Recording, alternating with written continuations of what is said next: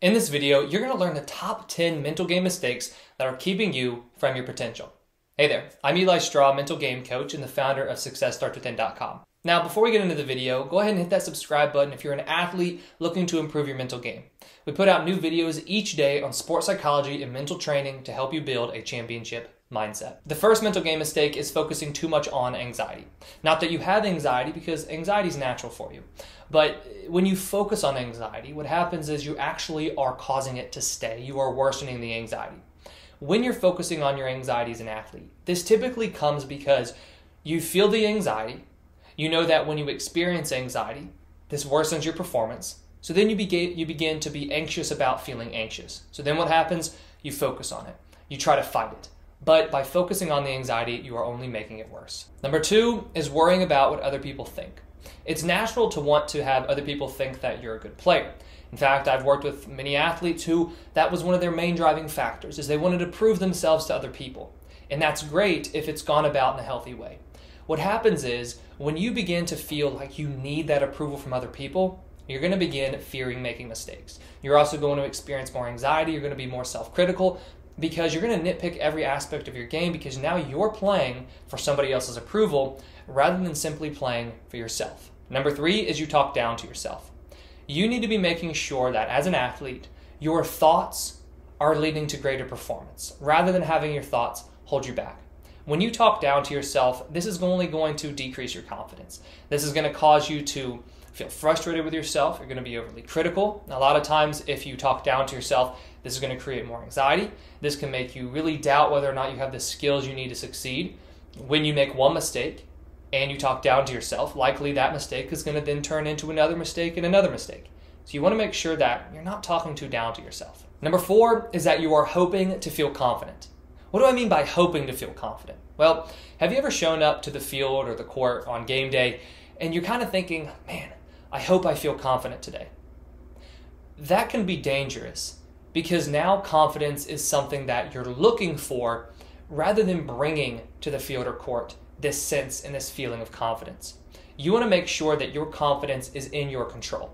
When you are hoping to feel confident, that's because confidence is out of your control. A lot of times this means that you're basing your confidence off of maybe what other people are thinking of you, or whether or not you've had really good practices leading up to this game in terms of the outcome of the practices. When you are hoping to feel confident, that can put you on the defense. What you want to make sure happens is you take control of your confidence, so you choose when you show up to the field or court that I'm going to feel confident today. Number five is not utilizing a routine. There aren't too many things within sports that you can truly fully control, because the outcome, it's not fully in your control. Whether or not you get a hit or score a point, it's not fully in your control. But one of the things athletes want to do is be a consistent player.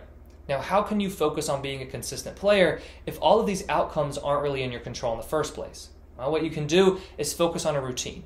Routines can take the form of physical training. They can take the form of your mental training routine. They can also take the form of a pregame routine. But by putting a routine into practice, what you're doing is you're taking control of the thing that you can take control of, which is your preparation. How prepared you are for the game, right? And by putting a routine in place and following that consistently, that puts you in the best position to then have the consistent performances that you want. Number six is going to be setting outcome-based goals. When you set outcome-based goals, what these are going to look like is if you're a baseball player and you say, I've got to get 3 hits today. Or you are a basketball player and you say, I've got to get 15 points today. Or a soccer player, I've got to get at least 1 assist today. The reason you set outcome-based goals is because you want those outcomes to happen. But what you have to remember is focusing on an outcome is not how you get an outcome. You get the outcome by focusing on the process that leads to that outcome. So really what you want to do is set process goals. Set goals that will put you in the best position to get that outcome you want. Because if you don't get that outcome and the game goes on and you start to feel like maybe I'm not actually going to get that, you can then begin to play tense. And then after the game, if you're solely basing your performance on the outcome, that can reduce your confidence as you move forward. And outcomes, like I've already said, are not fully within your control. So when you set goals for yourself during a game, you want to put yourself in a position to succeed, and you do that by setting goals that are within your control. This doesn't mean that you don't want the outcome. It just means you know that the process is going to lead to the outcome I want, so I'm going to place my attention on the process. Mistake number 7 is hoping not to fail. A lot of times when athletes develop the fear of failure, what then happens is they're not so focused on wanting to succeed as they are focused on hoping not to fail. I really can't fail. When you don't want to fail so much, what happens? You hold yourself back. Because even if you don't succeed, as long as you don't fail, that's okay. Now, I know that really you want that success. But when the feeling of being afraid of fear just takes over and consumes you, it's so easy to get caught up in not wanting to fail rather than wanting to succeed. And when you don't want to fail, you play as if you kind of have your foot on the brake, right? You're holding yourself back. Mistake number 8 is trying to be perfect. When you try too much to be perfect, one small mistake during a game can set you for a loop, right? It can completely distract you, it can completely kill your confidence, and that's going to likely then lead to another mistake.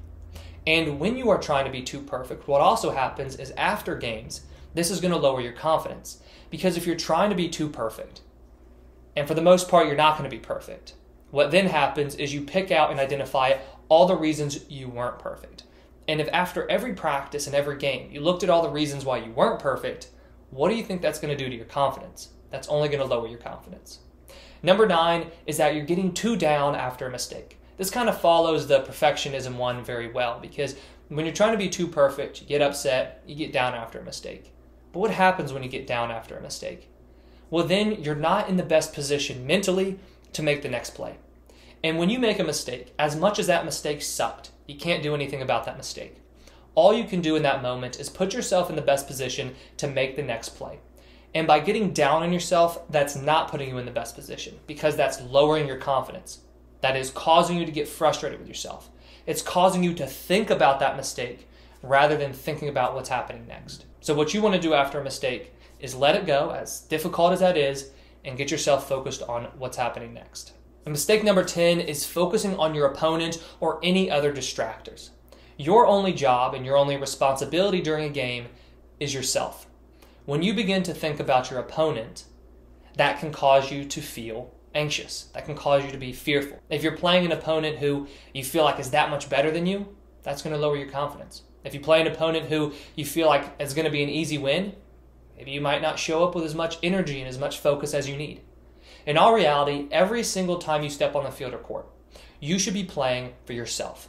You should be trying to play up to your best abilities, and it should have nothing to do with the opponent. And if you do that, that's going to keep you from getting distracted when you play intimidating opponents, keep you from getting overly confident when you're playing an opponent who you feel like you really should beat. And the other distractors are going to be the referee, maybe your coaches, your teammates, just anything else that is keeping your attention off of yourself. So the bottom line is you need to focus on yourself, and you need to focus on how can you go about performing your best on any given day. So those are the top 10 mental game mistakes that are keeping you from your potential as an athlete. Now, to overcome those mistakes, what you have to do is work on developing stronger mental skills. Now, in the description below, I put a link to the one-on-one mental performance coaching that I offer. In that coaching program, what we're going to do is first identify and get very clear and specific on what is holding you back right now. This is done with an assessment. And then I'll create a custom mental plan for you, and then we're going to get started working together with weekly coaching sessions, and then those are going to be followed by action steps. So if right now you feel like one of these top 10 mental game mistakes is holding you back, then go ahead and click that link and learn more about one-on-one mental performance coaching.